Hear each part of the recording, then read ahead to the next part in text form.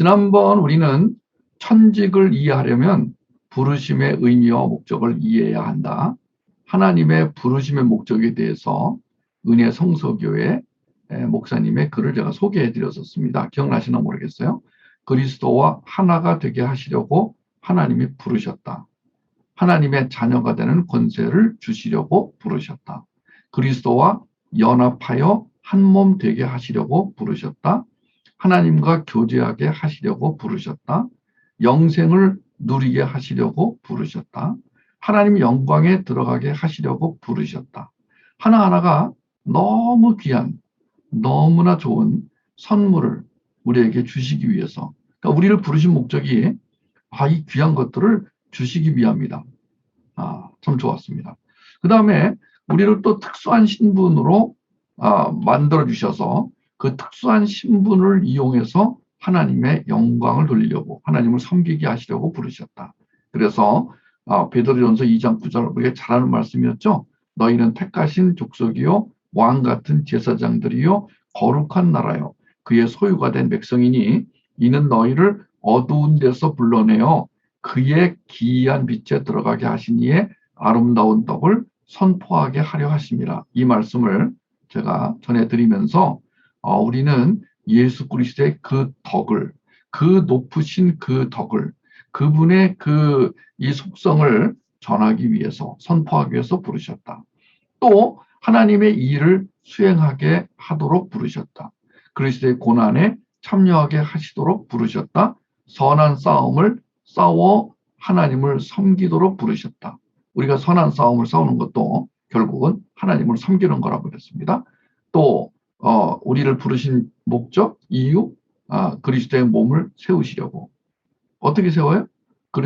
성령을 따라 은사로 봉사하게 하심으로, 그리스도 안에서 지체로 섬기게 하심으로, 오른팔, 왼팔, 오른손가락, 왼손가락, 오른발, 왼발, 대퇴부, 우리는 몸에 각 지체가 있듯이 하나하나 역할을 감당하고, 그 역할들이 잘 돌아가기 위해서는 머리이신 예수 그리스도의 복음을 같이 먹는 식구로서 오늘 여기 들어와 있습니다. 우리의 목적은 뭐라고요?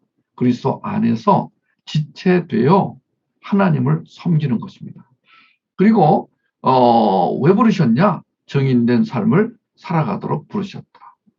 하나님의 영광을 위한 삶을 살게 하시도록. 사실은요, 우리가 정상적으로 살면 그 삶 자체가 영광이 됩니다.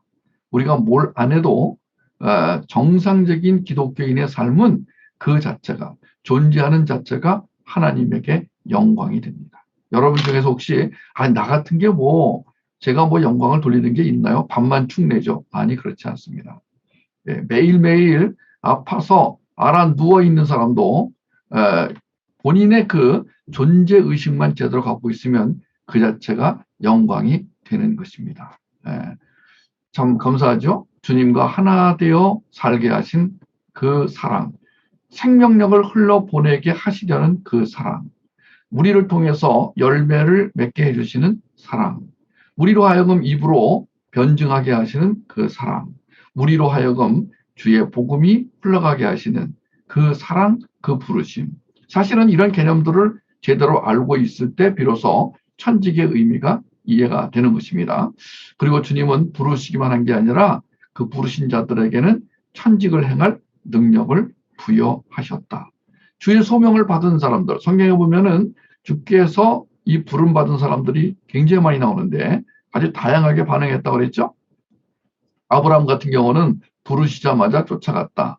모세는 주여 보낼 만한 자를 보내세요. 그리고 딜을 하다가 결국은 갔다. 기드온 같은 경우는 아이고 말도 하지 마세요. 저는요 극히 약하고 저는요 우리 집에서 이 가문에서 제일 약한 자예요. 그러나 역시 기드온도 하나님의 부르심에 응답을 했습니다. 사무엘 말씀하세요. 제가 듣겠습니다. 베드로 그물을 버려두고 즉시 쫓았어요. 사울 넘어지자마자 주여 제가 무엇을 해야 됩니까? 마리아 주의 계집종입니다. 말씀대로 이루어주세요. 맞아 죽어도 좋아요. 물론 뒤에 말은 제가 이렇게 붙인 말이지만 그 정도 각오를 가지고 지금 이런 분들이 부르심에 응답을 받았다는 것입니다. 자, 우리는 지금 이런 그 모습들을 보면서 구약의 경우, 신약의 경우 하나님이 우리를 부르시는 그 부름, 하나님의 부르심에 그 부름에 응답하는 삶. 예. 오늘 그래서 오늘의 메시지를 전하기 전에 또 오늘도 천직을 찾아 떠나는 여행을 하기 전에 여러분들에게 하나님의 부르심은 이렇게 극적일 수도 있다. 네, 디트리 본회퍼가 행동하는 양심이라는 별명을 가지고 있는 신학자로서 오랜 세월 동안 수많은 사람들의 신앙에 도전을 주고 있습니다. 사람마다 본회퍼를 평가하는 그 평가의 내용은 약간 다릅니다. 우리가 이 하나님의 복음을 공부하면서 알게 됐지만 하나님의 계시를 어떻게 해석하느냐, 하나님에 대한 태도가 어떠느냐에 따라서 교리와 신학의 차이가 나는 것을 우리가 알았습니다.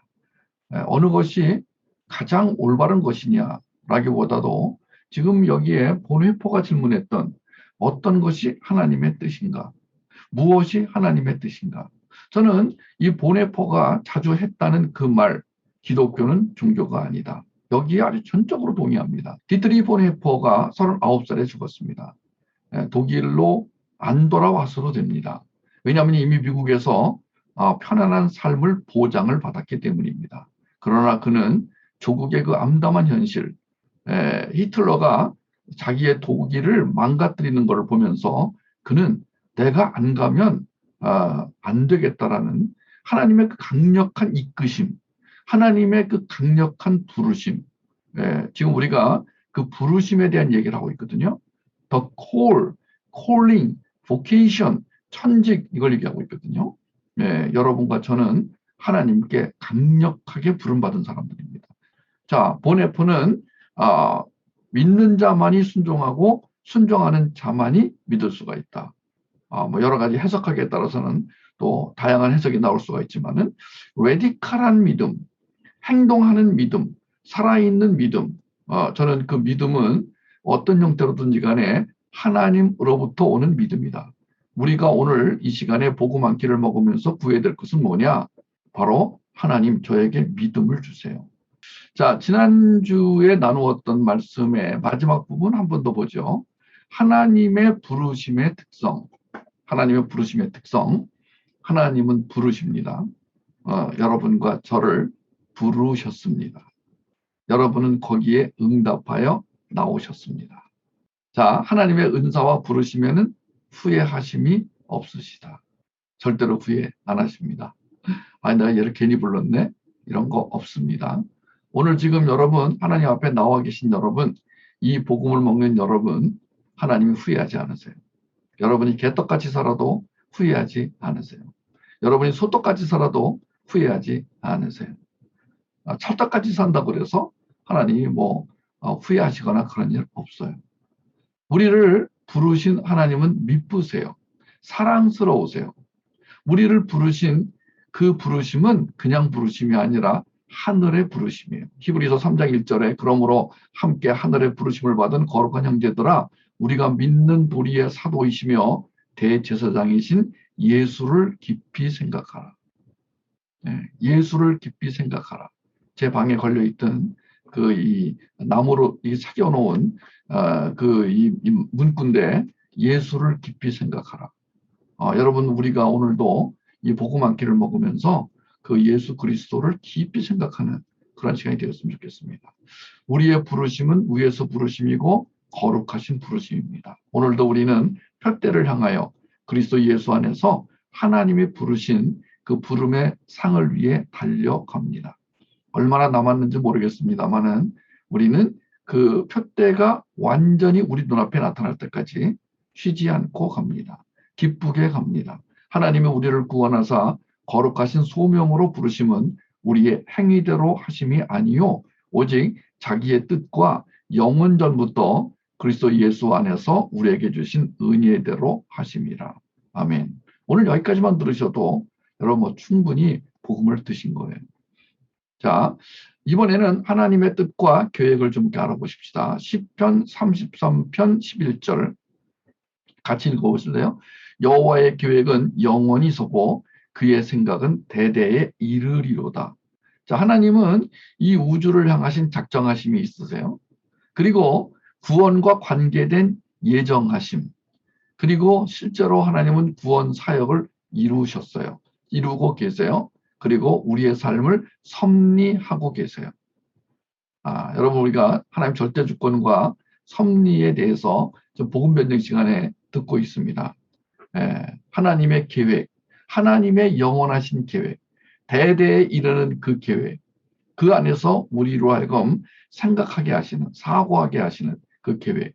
잠언 19장 21절 같이 읽죠. 사람의 마음에는 많은 계획이 있어도 오직 여호와의 뜻만이 완전히 서리라. 우리의 생각 중에서 필요 없는 것들은 걸러내십니다. 우리가 어떤 생각을 하든지 간에 하나님은 하나님의 일을 하십니다. 누구를 통해? 우리를 통해. 그러므로 우리는 하나님의 뜻이 무엇인가? 아까 본 회퍼가 늘 그 생각을 했다고 그랬잖아요. 하나님의 뜻은 무엇인가? 무엇이 하나님의 뜻인가? 와우. 내가 지금 독일로 가는 것이 하나님의 뜻인가? 그럼 가자. 죽음이 기다리고 있더라도 가자. 이거 쉽지 않습니다.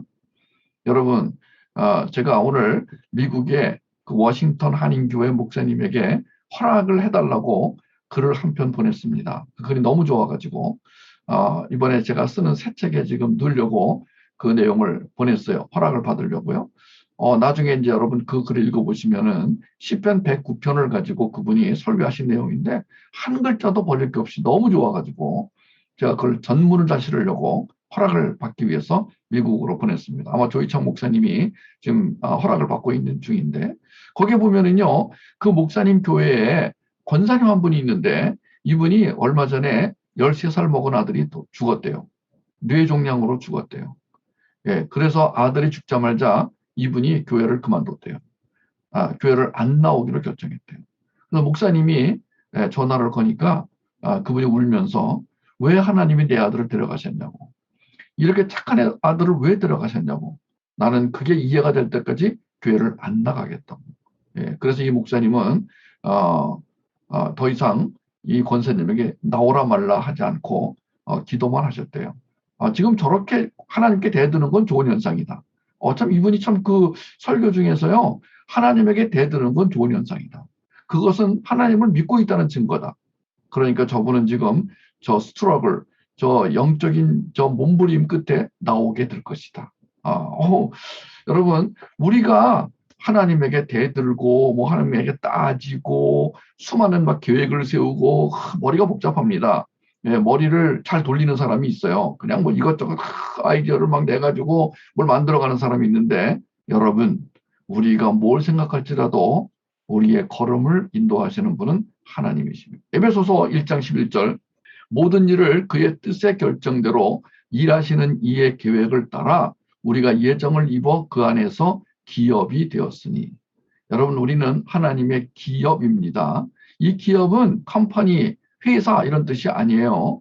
인헤리턴스, 유산, 하나님의 유산이에요. 우리가 하나님의 재산이에요. 하나님의 보물입니다. 이사야 46장 11절 내가 동쪽에서 사나운 날짐승을 부르며 먼 나라에서 나의 뜻을 이룰 사람을 부를 것이라. 내가 말하였은즉 반드시 이룰 것이요 계획하였은즉 반드시 시행하리라. 하나님의 뜻과 계획은 반드시 이루어집니다. 그러니까 우리는 그 하나님의 뜻과 계획만 알면 든든한 거예요. 흔들리지 않습니다. 여러분 어떤 상황이 있든지 간에 그 하나님의 뜻과 계획을 알려달라고 기도하십시오. 요엘서 2장 26절 너희는 먹되 풍족히 먹고 너희에게 놀라운 일을 행하신 너희 하나님 여호와의 이름을 찬송할 것이라. 하나님의 부르심에 응답하는 인생은 복된 인생입니다. 성경은 부르시는 하나님과 응답하는 인간의 이야기라고 했죠. 하나님은 언제나 어제나 오늘이나 하나님의 백성을 부르십니다. 복 주시고 복 전하게 하시려고 부르십니다. 하나님의 부르심에 응답하려면 먼저 회복이 필요합니다. 회복돼야 됩니다. 왜냐하면 그 부르심에 응답이 안 된, 회복이 안 된 사람들은 부르심을 들을 수도 없고 응답할 힘이 없어요. 아까 그 13살 먹은 아들이 죽은 권사님처럼 얼마나 기도 많이 했겠어요. 근데 아들이 덜커덕 죽었어요. 그러자 이분은 하나님은 나를 사랑하시지 않나 보다.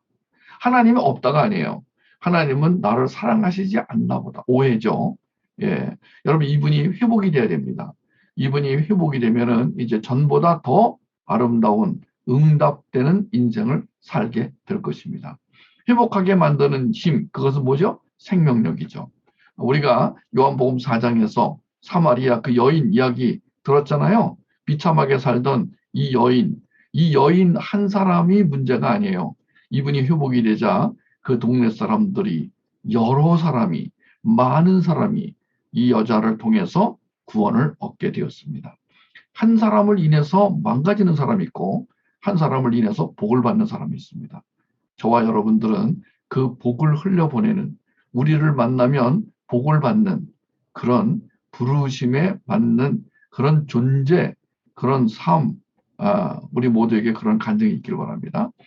저는요, 이런 글을 썼어요. 마치 비가 오던 날 맞은편 창에서 불빛이 비추던 기억처럼 그 불빛이 사랑으로 변신했을 때 일어나던 감정처럼 주님을 만났을 때 이 여인 안에서 무엇인가 꿈틀거리기 시작했다.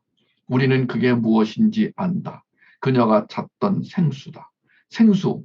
이 생명력이 없었다면 어떻게 이 여인이 자기를 외면하던 동네로 들어갈 결심을 할 수 있었겠는가? 들어가기만 한 게 아니라 와 보라고 소리를 지를 수 있었겠는가? 오늘날 예수 믿는 게 창피해서 학교 가가지고 식사기도도 못한다는 어떤 자식들이 있어요. 그 자식들에게 절실히 필요한 게 뭐겠습니까? 생명력 아니겠어요? 떳떳이 멋있게 아름답게 나는 하나님의 백성이야. 나는 하나님의 자녀야. 나는 하나님의 종이야. 나는 하나님의 제자야. 나는 하나님의 신부야. 떳떳이. 그리고 그 선포만 하는 것이 아니라 그 친구를 향하여 변증을 하는 아름다운 모습 기대합니다. 생명력은 생명을 가진 자가 생명을 가진 자처럼 가진 자답게 살게 하는 힘이라고 그랬어요. 또는 능력이라고 그랬습니다. 지성소에 들어가 상처와 욕망의 문제가 해결된 후 은혜로 채워짐을 경험하는 신비한 능력입니다. 에덴에서 죄 짓기 전에는 자동적으로 이 능력이 있었어요. 이 사랑이 충만했어요. 그런데 에덴 사건 이후에는 구하고 요청해야 얻을 수 있는 능력이 됐어요. 에덴 사건 이후에는요, 그냥 충만했어요. 예, 그냥 자연스러웠어요. 하나님과 그냥 자연이 하나가 됐어요. 그런데 에덴 사건 이후에는 구하고 듣고, 예, 여러분 우리가 지금 여기 왜 나오신 거예요? 그것은 바로 구하러 오신 거예요. 예, 들으러 오신 거예요. 예, 하나님이 이 시간에 우리에게 부어주고 계십니다. 무엇을요? 생명력을, 생수를. 그러니까 이 생명력을 구하는 직면은 사실은 계시에 대한 반응이에요. 왜냐하면 하나님의 말씀, 그 계시 속에 구하라 그랬거든요. 내가 너에게 줄 것이다. 뭐 구하라 줄 것이다는요, 직접적인 말씀부터 시작해서 간접적으로 굉장히 많이 언약으로, 약속으로 하나님이 적어 놓으셨어요. 그러니까 우리는 그 계시를 그 대할 때마다 이 복음을 먹을 때마다 이 언약을 확인할 때마다 구하게 되는 거예요. 자, 복음을 먹고 구하고 구한 것은 받고 또 받은 것은 감사하고 굉장히 이게 삶이 선순환으로 가는 거예요. 그러니까 뭐 입에서 불만이 나오고 불평이 나오고 뭐 짜증이 나오면은요 벌써 뭔가 문제가 생긴 거예요. 만약에 우리와 우리 자녀의 입에서 불만이 나오기 시작했다. 큰일이네.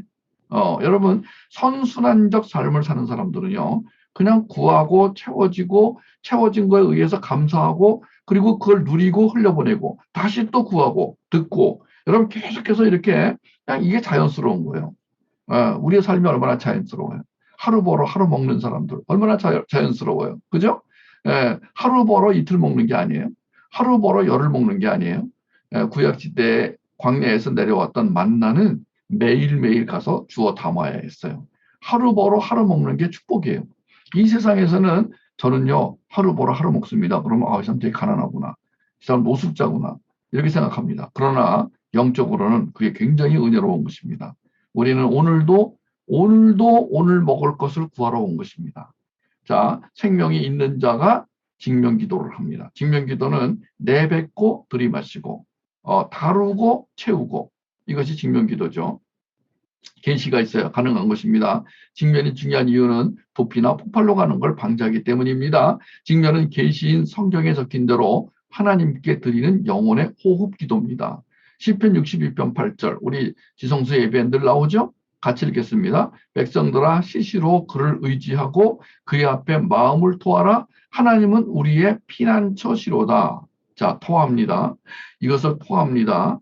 호 내뿜습니다. 그리고 들이마십니다. 요한복음 7장 37절 같이 읽죠. 명절 끝날 곧 큰 날에 예수께서 서서 외쳐 이르시되 누구든지 목마르거든 내게로 와서 마셔라. 내가 떡이다. 내가 생수다. 내가 생명이다. 내가 생명력이다. 아멘.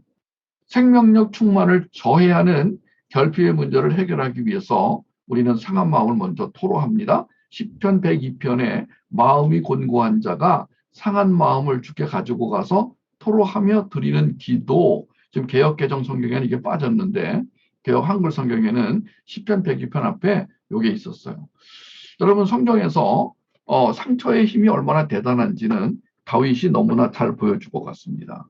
아마 우리 이제 복음 변증 다음 시즌에 다윗 이야기가 나올 텐데 저는 이 다윗을 생각할 때마다 마음이 너무 짠해요. 왜냐하면 어려서 부모의 사랑을 못 받고 큰 그 다윗이 그 사랑을 갈구하려고 수많은 여자를 데려왔어요. 그래서 생긴 가정의 문제. 다윗만이 아니고요. 성경 안에 그 사례가 헤아릴 수 없이 많습니다. 그들이 보여준 것은 단순한 트라우마가 아니라 결핍이었습니다. 이 결핍은 무언가로 채워야 산다는 강박증을 낳습니다. 그 결핍은 지성소에서 하나님의 생명력을 받아 채우면 해결이 되는데 그렇지 않을 경우에는 거절과 반항의 벽이 쌓이고 도피와 폭발이라는 무서운 결과를 가져오게 할 겁니다. 우리 틴스 음수와 키즈 음수한 우리 어린 자녀들도 이거는 잘 알고 있습니다. 우리 회복사역, 우리 나준올 딸이 회복사역에 참가한 분들은 뭐 이제 이거는 아주 기본입니다. 이것은 영어의 A, B, C, D, E, F, G 하듯이 이제 우리가 사랑을 충분히 받지 못하면 결핍이 생기고 그 결핍은 무언가로 채우려고 하는 본능이 발생한다. 그럴 때 우리는 다른 걸로 채우지 않고 대체물로 가지 않고 하나님께 나아간다. 그거를 지성소를 들어간다라고 말한다. 예배를 통해 지성소에 들어가서 직면을 한다. 그러면은 토하는 기도와 마시는 기도를 하게 된다. 그러면서 우리 안에 있는 문제를 하나님께 다룰 때 하나님이 그 문제를 가져가고 우리에게 생명력을 채워준다. 다윗도 그랬고 약간씩 형태는 다르지만 성경에 나오는 모든 사람들이 그 과정을 거쳤어요.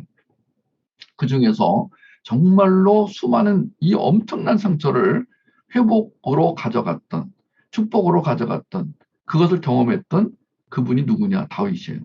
다윗이요. 시편 27편 9절 10절에 보니까 분명하게 이렇게 써 있어요. 같이 읽을까요? 주의 얼굴을 내게서 숨기지 마시고 주의 종을 노하여 버리지 마소서. 주는 나의 도움이 되셨나이다. 나의 구원의 하나님이시여까지 한 다음에 진짜 하고 싶은 기도를 했어요. 이게 뭐냐? 나를 버리지 마시고 나를 떠나지 마세요. 내 부모는 나를 버렸으나 여호와는 나를 영접해 주실 것을 믿습니다. 여러분 이 다윗의 시편 27편 너무너무 마음 아픈 기도예요. 제가 이번에 새 책을 쓰면서 회복사역 그 부분에다가 시편 102편, 시편 109편, 시편 68편, 시편 38편, 62편 지금 이 시편 150편 중에서 주로 다윗이 썼는데요. 저주하는 시, 하나님께 고자질하는 시가 무려 40개 정도가 되는데요. 그 시들을 보면은 어떻게 이런 시를 쓸 수 있나? 그런데 그게 우리에게 지금 필요하다는 거예요. 자, 다윗이 썼던 시편 27편, 내 부모는 나를 버렸으나 하나님은 나를 영접해 주시고 버리지 않을 것입니다. 자, 오늘 마무리하겠습니다. 하나님의 부르심은 내가 택한 것이 아닙니다. 하나님이 우리를 택하여 세우셨습니다. 하나님의 선택과 유기. 우리 지난주 강의 참 좋았죠? 하나님의 선택과 유기 참 좋았죠? 네. 하나님의 유기가 얼마나 무서운 줄을 알았기 때문에 반대로 또 하나님의 선택해 주심이 얼마나 감사한지도 알게 됐어요. 하나님이 버리시진 않아요. 버리는 거하고 내어두는 거하고는 달라요. 나가 임마 이러지 않으세요. 그런데 그냥 내버려 두세요. 그냥 그냥 놔두세요. 예. 그런데 그게 얼마나 무서운 것인지. 그런데 어떤 사람은 찾아오셔가지고 가자. 예. 가자. 싫어요. 가자니까 싫다니까요. 가자고. 여러분, 우리는 그렇게 하나님이 가자, 가자, 가자 하기 전에 우리 스스로 나온 거예요. 여러분 좀 훌륭하신 분들이십니다. 하나님은 죄로 말미암아 하나님을 떠난 인생들을 지금도 부르고 계세요. 그리고 그 부른 사람을 또 부르고 계세요. 어떻게 부르세요? 천직을 찾도록. 지금도 오늘도 그 음성을 들려주시면서 그 영적 지각력, 하나님의 음성을 들을 수 있는 영적 청각력. 그 들려요. 들려요. 특히 이제 언제 많이 들리냐면 이 복음을 들을 때, 그렇구나. 이게 들리는 거예요. 성경을 읽을 때, 그렇구나. 이게 들리는 거예요. 그 다음에 어떤 상황이나 어떤 사건이 벌어진 걸 보면서, 그렇구나. 이게 들리는 거예요. 계속 들립니다. 주님의 음성이. 그리고 그 음성을 듣자마자 우리는 주님을 바라보고 주님을 향하고 주님과 하나 되는 삶을 사는 것입니다. 그러니까 이 질문을 할 필요가 없어요. 왜 하나님이 왜 우리를 부르세요? 왜 인생을 부르세요? 네. 첫째는 구원하시려고. 두 번째는 우리에게 일을 맡기시려고. 그렇죠? 하나님을 부르실 때마다 반응이 좀 달랐어요. 예. 어떤 사람은 좀 약간 좀 이해가 안 가는 사람도 있어요. 어떤 사람은 부르시자마자 yes sir 하는 사람이 있는데 어떤 사람은 요리 뺀질, 조리 뺀질, 뭐 이리 비틀, 저리 비틀. 여러분 뺀질이도 사랑하십니다. 하나님은 뺀질이도 사랑하십니다. 그렇다고 우리가 뺀질이가 될 필요는 없습니다. 하나님은 부르시는데 나는 그 부르심에 어떻게 응답했는가, 응답하는가 깊이 생각하시는 오늘 되시기를 바랍니다. 하나님의 두 부르심에 응답하는 아름다운 삶. 하나는 구원회로 초청하시는, 은혜를 베푸시기 위해서 구원회로 초청하시는 그 부름, 그 콜링, 그 보케이션. 누가복음 14장 16절 이르시되 그 어떤 사람이 하나님이시죠. 큰 잔치를 베풀고 사람을 청했다. 사람을 초청했다. 당신의 자녀를 초청했다. 부르신다. 왜? 은혜를 베푸시기 위해서, 축복하시기 위해서. 또 요엘서 2장 16절, 26절 보니까 너희는 먹되 풍족히 먹고 너희에게 놀라운 일을 행하신 너희 하나님 여호와 이름을 찬송할 것이라. 이게 사역이에요. 사역이 무슨 대단히 어려운 일을 하는 게 아니에요. 우리가 해야 할 가장 좋은 사역은 하나님을 찬양하는 것입니다. 지금 음악하는 사람들이 시편 1편부터 시편 150편을 아마 작곡하기로 마음먹은 것 같아. 그래서 찾아보니까 대부분의 시가 다 노래로 만들어져 있어.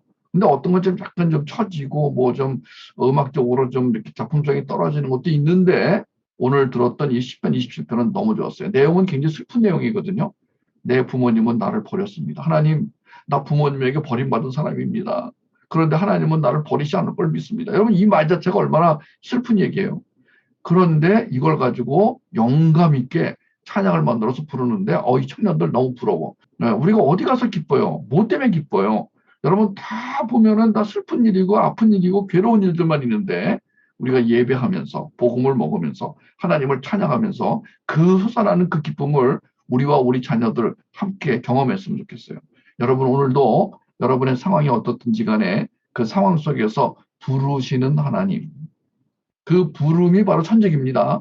뭘 하느냐 안 하느냐가 아니고 하나님의 부르심 자체가 천직입니다. 그 부르심에 응답하면 천직을 찾으신 거예요. 하나님의 부르심에 응답하면 천직을 찾으신 것입니다. 할렐루야. 감사합니다.